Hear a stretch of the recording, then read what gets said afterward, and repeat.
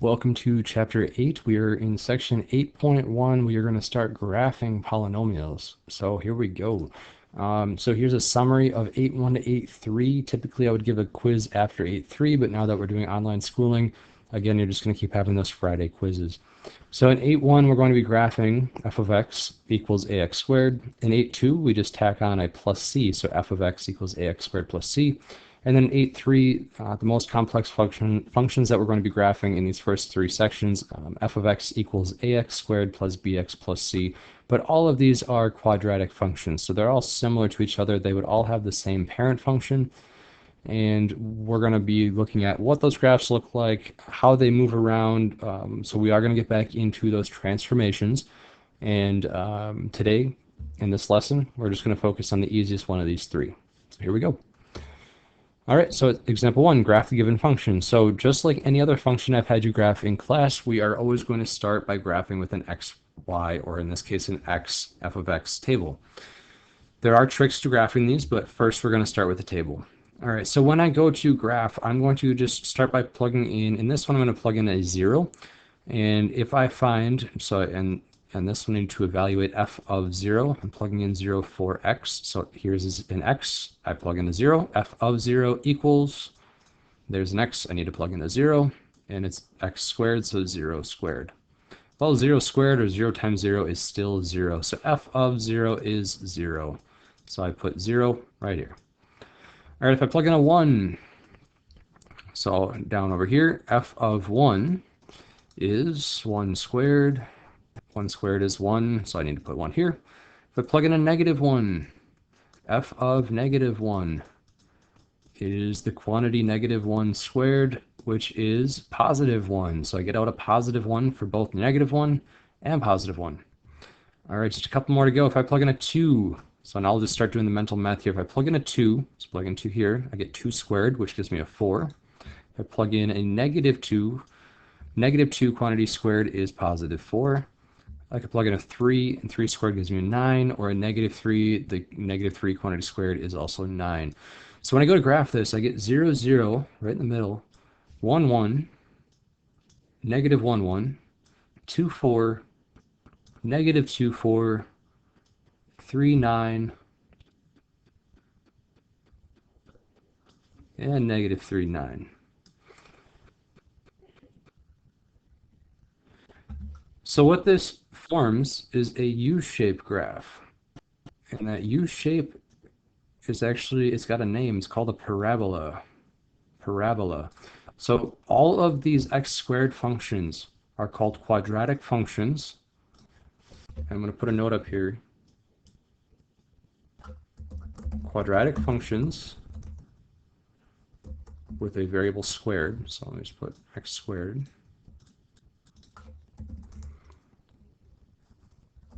Have a U-shaped graph.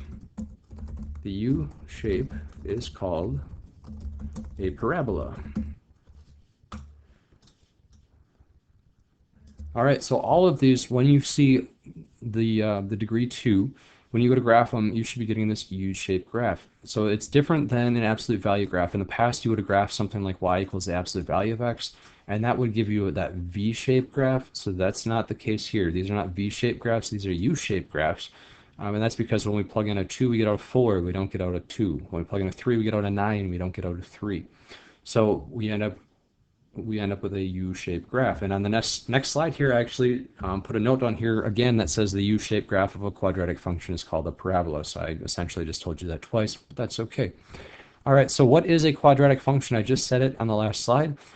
Here's the formal definition. It is a nonlinear, so it's not a line. Obviously, this is not a line, it's a U-shape. Quadratic function is a nonlinear function that can be written in this standard form. Y equals ax squared plus bx plus c, where a is not 0, because if a is 0, then it becomes y equals bx plus c, and that would be linear. That's y equals mx plus b. All right, so ultimately, you need to have this y equals ax squared piece. In the last example, we have y, remember f of x is function notation for y, so this is y equals a is 1, so this is still ax squared plus bx plus c, bx plus c. B and C are just zeros, so that's why you don't see anything out here. This just cancels out to be a 0. but it still is y equals ax squared plus bx plus c. We can write it in that form, therefore it is a quadratic equation, or a quadratic function. All right, so a couple more things about quadratic functions. Every quadratic function, because it is a U-shape, will have a lowest or a highest point, and that point has a special name called the vertex, and that's the same term we used for when we were graphing those absolute value functions. The highest or lowest point of those graphs had a vertex. So that's nothing new, but I just want to reiterate that we have a vertex in each of these types of graphs, whether the parabola opens up or if the parabola opens down.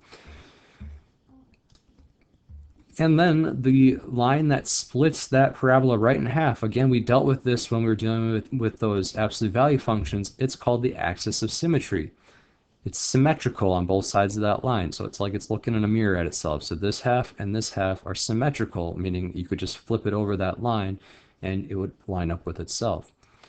So here, the formal definition of axis of symmetry, the vertical line that divides the parabola into two symmetric parts. So the blue dashed lines, those are the axis of symmetry in each one of those graphs. And notice that the axis of symmetry always goes through the vertex, so the vertex always lies on the axis of symmetry line. So the x-coordinate to the vertex is always going to be the same number as the axis of symmetry equals. So if this was, let's say, x equals -1, the x-coordinate of my vertex would be -1. Because I have to go over -1 and then down some amount. So I don't know how far down this is. I could say like -5, just as an example. But that x-coordinate is always the same value as you are going to find in the axis of symmetry equation, because it always falls on that line.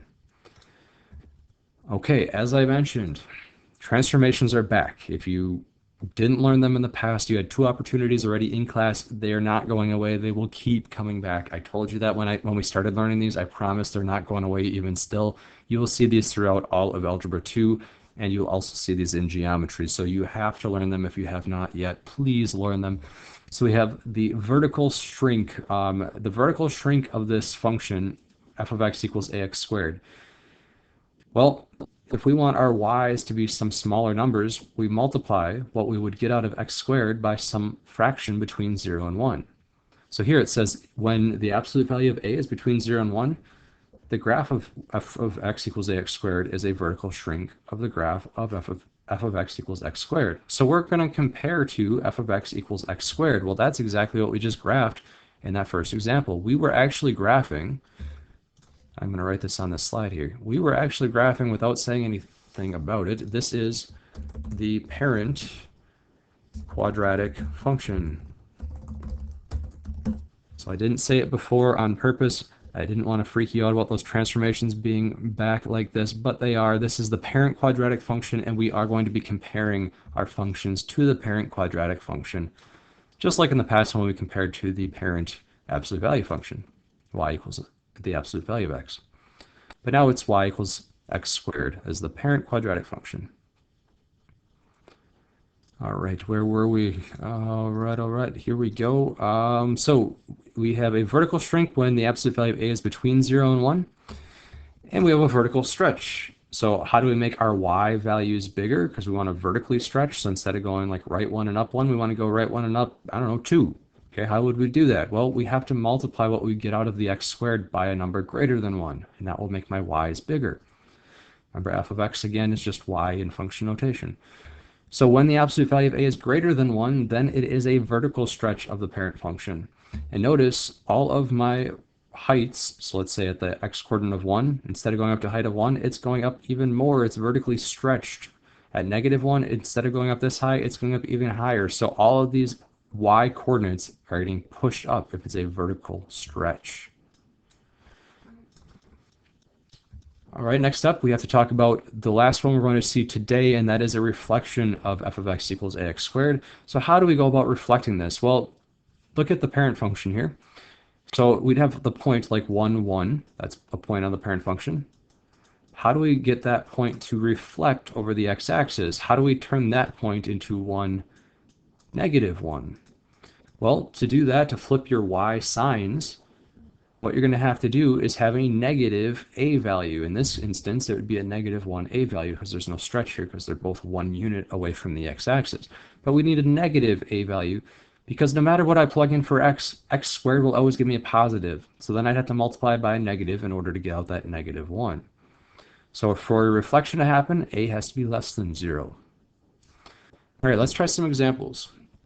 So I want to show you what we're going to get into. There's 3 examples left in this section. This second example, we have that negative a value. So right now I'm thinking, oh, that's going to be a reflection over the x-axis, just like we saw in this example here, or in that note there. In the third example, we have a fraction that's between 0 and 1 as our a value. So that's that vertical shrink. And for the last example, we've got that a value that's greater than 1. So that's a vertical stretch. So those are the 3 different graphs we're going to graph. All right, so when it says compare to the parent function or to the graph of f of x equals x squared, that means list those transformations. So let's just get that out of the way right away. We have a, because a is negative from right here, that is a reflection over the x-axis. So I'm going to write a reflection over the x-axis. And again, you can just list these out. That is okay. Reflection over the x-axis, and I believe your authors like to use the term a reflection in the x-axis or a reflection about the x-axis. They all mean the same thing. Hearing reflection in the x-axis is probably one of the rarest ones that I'd hear, but your authors tend to use that a lot. I like to just say reflection over the x-axis. It's what you're flipping over, so I say reflection over the x-axis. But anyway, let's graph this function. So I'm going to make an h of x input-output table. I'm going to plug in those same values, 0, 1, 2, 3, negative 1, negative 2, negative 3, and I want to see what happens. So when I plug in a 0, follow those order of operations. You do 0 squared, and then you make it a negative, but negative 0 is equivalent to 0, so 0, 0. If I plug in a 1, let me show for this one. H of 1 is negative 1 squared. Notice how I said that, negative 1 squared. It's the opposite of 1 squared. So negative 1 squared is 1, so the result is negative 1. If I plug in negative 1, h of negative 1, I get negative 1 squared. So negative 1 squared. Well, negative 1 quantity squared is positive 1, but I still have this negative out in front. So I get a negative from here. Negative 1 quantity squared is 1, but it is now a negative 1. So negative 1, negative 1. All right, so I can start to build this graph. I've got negative 1, 0, 0, 1, negative 1. You can already see that U shape starting. Now you don't want to just stop here and say, oh, I'm just going to make a V. Nope. I know that's not correct because it's a quadratic function. It has that variable squared. So I know that it is not going to be a V-shaped graph. It is going to be a parabola, the U-shaped graph called a parabola. So let's just find a couple more values here. So if I plug in a 2, I get the opposite of 2 squared, which is the opposite of 4. So I get out a negative 4. If I plug in a 3, I get the opposite of 9, negative 9. And plug in a negative 2, I again get out a negative 4. If I plug in a negative 3, again, I would get out a negative 9. So let's go ahead and graph those. We end up with 2, negative 4, negative 2, negative 4, 3, negative 9, and negative 3, negative 9. So notice those values. I still got out a 0, 1, 4, 9, 0, 1, 4, 9, but now they're just all negative. Well, that's very similar to what we got on this first example, 0, 1, 4, 9, 0, 1, 4, 9, but they were positive. So the only thing that happened is we had that negative out in front. So all that happened is the graph reflected over the x-axis, changing all of my y-coordinates into negatives. So if you know that transformation, we really didn't even have to make this table. If you know the transformation that this is a reflection over the x-axis, and you know that parent function with the points 0, 0, 1, 1, 2, 4, 3, 9, and the reflection on the other side, you just flip all those over. So 1, negative 1, 2, negative 4, 3, negative 9, negative 1, negative 1, negative 2, negative 4, negative 3, negative 9. All right, so definitely try to memorize those, and really you don't have to memorize them. I mean, you can just do 0 squared is 0, 1 squared is 1, but try to remember these values from the parent function, 0, 0, 1, 1, 2, 4, 3, 9, and then their opposites. Negative 1, 1, -2, 4, -3, 9. Because this is what we're always going to relate back to. This is the parent function, the most basic function in the family of functions. That's what a parent function is. So the most basic function in the quadratic family is this. And we're going to be transforming this to get to the other graphs. So again, if I knew the parent function, I knew all these values in the back of my mind, and I saw that it was a reflection over the x-axis, I just make them all negatives. All right, going on to the next one. And this one says graph the given function and compare it to the graph of f of x equals x squared. So it's the same directions. We're just given a different function here. So I'm again going to list out the transformation. It is a vertical stretch, vertical shrink, because we're taking our x squared values that we would have in the parent function and multiplying them by a fraction between 0 and 1. So they're going to get smaller. My y's, my outputs, are going to be smaller than if I didn't have that 1/4 there. Since the y's are smaller, they're going to be closer to the x-axis. So that's a vertical shrink by a factor of 1/4, because my y's are all going to be 1/4 as big. So if you realize that this is a vertical shrink by a factor of 1/4, meaning the y's are 1/4 as big, if you know that really well, and eventually the more you practice this, the more you're going to know that, you can just think of these parent function values again and just say, oh, well, all these y values are just 1/4 as big, so I'd have 0, 0. Instead of a 1 here, I'd have a 1/4. Instead of a 4, I'd have a 1, because 1 is 1/4 as big as 4. Instead of a 9, I'd have 9/4, or 2 1/4, since that's 1/4 of 9. Okay, so you can speed up yourself and use those transformations to help you graph these much faster. But because this is our first one, our first lesson with graphing quadratic functions, I'm going to go ahead and make that input-output table. All right, so again, I'm going to use those 5 points, or those 5 inputs, 0, 1, 2, 3. I said 5, excuse me. I've got 3, 6, 7. So -1, -2, -3. Eventually, we'll go down to 5. But for now, we're going to do the 7. All right, so plug in 0. 0 squared is 0 times 1/4 is still 0. Plug in 1. 1 squared is 1 times 1/4 is 1/4. Plug in a 2. 2 squared is 4 times 1/4 is 1. And plug in a 3. We get 3 squared is 9. 9 times 1/4 is 9/4, which is 2 1/4. So as I expected, those are the values I would get out. If I plug in a negative, well, a negative squared is still a positive, so I'm going to get those same values, a 1/4, 1, and 2 1/4. And those were the values that I told you about before I even had to do the mental math on these. All right, so 0, 0, 1, 1/4, -1 1/4, 2, 1, -2 1, 3, 2 1/4, -3, 2 1/4. So notice all of these y coordinates have now been smushed down towards the x-axis. They're only 1/4 as tall, or 1/4 the distance from the x-axis. The parent function had 0, 0, 1, 1, -1, 1, 2, 4, -2, 4, and so on. So these heights are only 1/4 the distance that they were before. This height is only 1/4 the distance that it was before. That's why it's a vertical shrink by a factor of 1/4. So when I go to graph this, again, I've got that U-shape, the U-shaped graph called a parabola. And this is function g of x. I don't think I labeled my previous one. No, I did not. So this is function h of x. All right. So that's example number 3. And the last one for today is example number 4. And it is function t of x. And on this one, we've got an a value, a leading coefficient, that is greater than 1. So that is a vertical stretch by a factor of 4. Vertical stretch by a factor of 4.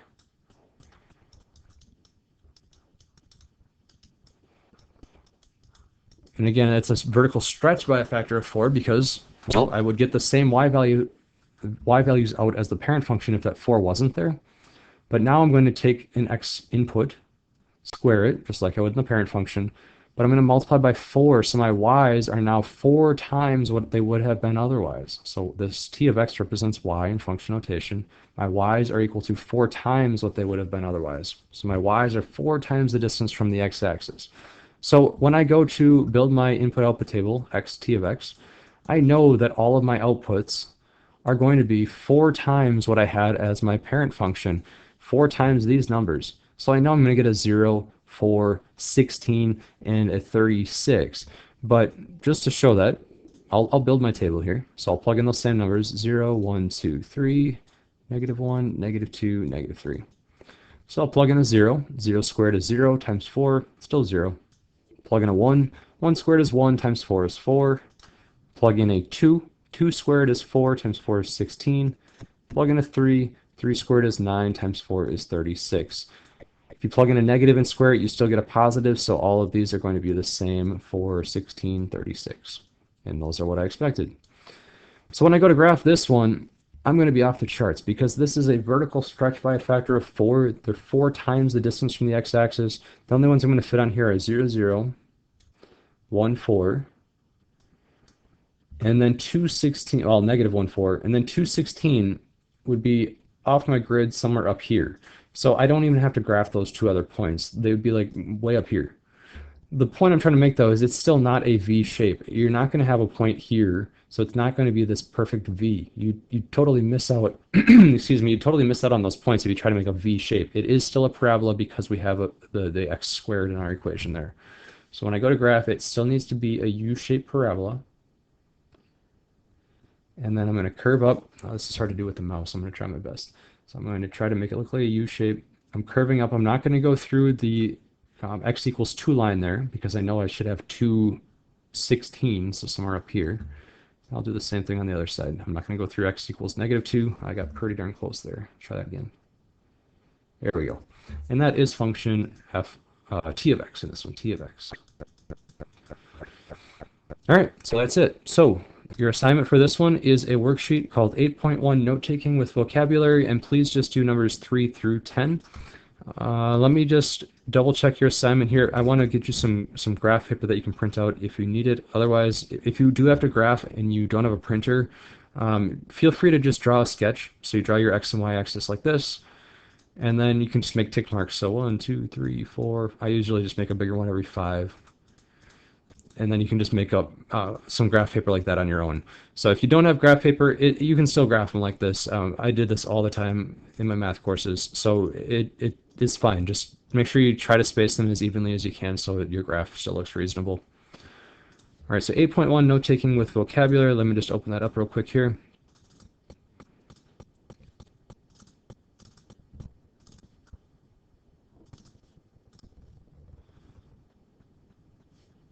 So this is what your homework will look like. And again, you have to do numbers 3 through 10. So I actually deleted the other couple that were on here to make this just a one-sided worksheet. So here is 3 through 10. It ultimately became the entire worksheet because I deleted the other ones. So what you're going to be doing on 3 through 8 is using this grid. I did not put the coordinate plane on there. Just try to think ahead a little bit. If this is in this case, on number 3, it's a vertical stretch by a factor of 5. So you're not going to have to go below the x-axis. Everything's getting stretched vertically upwards. So I would put the x-axis right down at the bottom. And because this is a parabola, a U-shaped graph, I'd put the y-axis somewhere in the middle here. Okay, so put the y-axis in the middle, the x-axis right at the bottom for this one. On number 4, it's a little bit different. Now you have a reflection over the x-axis. So I'm going to actually run through number 4. Well, number 6 is similar, and it's an even larger number. Let's go through number 6 together. That'll be the only one I do on here. But then for numbers 9 and 10, it says, determine whether the statement is always, sometimes, or never true and explain your reasoning. Please try to explain your reasoning. I want you to be thinking about these. They're using the terms wider and narrower, and they're comparing back to the parent function. So I want you to try to think what the graph would look like visually. Is it becoming wider as it gets squished or stretched, or is it becoming narrower as it gets squished or stretched? So I want you to think about these a little bit, and please try to explain your reasoning. But let's do number 6 together. So I'm just going to actually just copy this out of here so I can use my Smartboard software.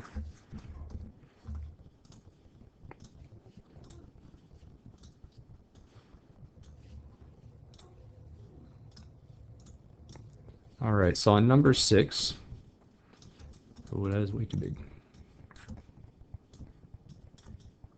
There we go. All right, number 6. So what you can do, it does say on the assignment, if I can find where I put it, for the directions, it does say compare to the parent function, so we still need to compare. We still have to write those transformations down. So on this one, I actually have two. I've got the negative causing one transformation, and I've got the 7 causing another transformation.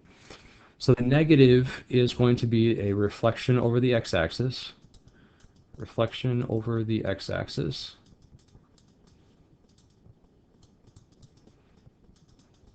And then the 7 is going to cause a vertical stretch.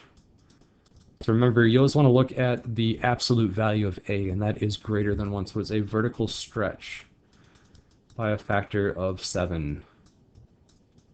By a factor of 7, not -7, by a factor of 7. And we say that because our points are going to be 7 times the distance from the x-axis. They're just going to be below the x-axis instead of above. But they're still 7 times the distance from the x-axis, so we say a vertical stretch by a factor of 7, meaning 7 times the distance.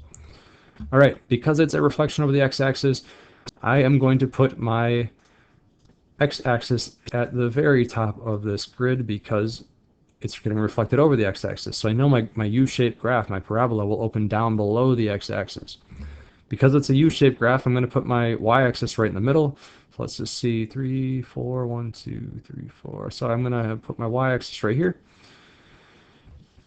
And now that I've got my x and y axis, I'll just label these real quick. So I'm going to call this x, and I'm dealing with L of x, so I'll just call this my L of x axis. I'm going to make a little input-output table here, x, L of x. If you start to see the patterns for being able to use the transformations, you can start to skip these tables, and that'd be great if you can eventually skip these tables. That's my goal for you, to be able to just use these transformations. But to use the tables, that's okay too. I'm not going to downgrade you if you use tables. That's okay. So if you go in your textbook, they're going to use these tables on every single example. So that's fine. I'm just trying to speed you up a little bit if we can. So what I'm thinking is these points are going to be opening down. So instead of like 0, 0, 1, 1, negative 1, 1, like in the parent function, I'd have to go 0, 0, 1, negative 1, negative 1, negative 1. But now it's 7 times the distance, so I'd have to go right 1 and down 7 instead of right 1 and down 1, or left 1 and down 7 instead of left 1 and down 1, like in the parent function. So if you understand that, you can use that. Use those transformations to graph. If you don't, that's okay. Let's go back to the input-output table. I'll plug in again 0, 1, 2, 3, 0, negative 1, negative 2, negative 3. All right, plug in 0. Follow the order of operations, so exponents before you multiply. So 0 squared is 0. 0 times negative 7 is still 0. Plug in a 1. 1 squared is 1 times negative 7 is negative 7. If we plug in a negative 1 squared is positive 1 times negative 7 is negative 7. Plug in a 2, you get 2 squared is 4 times negative 7, negative 28. Plug in a negative 2, you also get negative 28. Now I'm already off my graph. So 0, 0 is going to be right here. So there's 0, 0. If I want to plot 1, negative 7, it's going to be right here. Now I would say we could change our intervals on our y-axis or on our L of x axis, but I want to make these really easy for me personally to grade. So please leave your y-axis on this worksheet the way that it is. So I've got 1, negative 7, negative 1, negative 7, 2, negative 28 is way off my grid. So when I go to draw this graph, again, I'm trying to make it look like a parabola, that U-shaped graph. It's going to start curving down here pretty quick. And the same thing's going to happen on the other side. Oh, again, I'm trying to draw this with a mouse. Bear with me. That's about as good as I can get with the mouse. All right, so this is function L of x. So try your best, make it look like a U shape. And again, do not make it look like a V shape. This should not be crossing over this x equals 2 line, because it doesn't cross that until it gets to 2, negative 28. So that'd be way down off your paper. All right, so that's all you had to do for number 6. I listed out my transformations, I graphed, and that's it. Okay, so that's what you're up against on this worksheet. If you have any questions, feel free to let me know. But let me just go through these real quick. Number 3, it's got 1 transformation. Number 4 has 2 of them, 1 for the negative and 1 for the 4. Number 5 has just 1 transformation. We just did 6 with the 2 transformations. 7 has 2 transformations. And 8 just has 1 transformation. You can think of 0.6 as 6/10 or 3/5, if that helps you figure out if it's a vertical stretch or vertical shrink. This is 3/5. And again, I want you to try your best to explain your reasoning on the last two. All right, there you go. Again, if you have questions, let me know.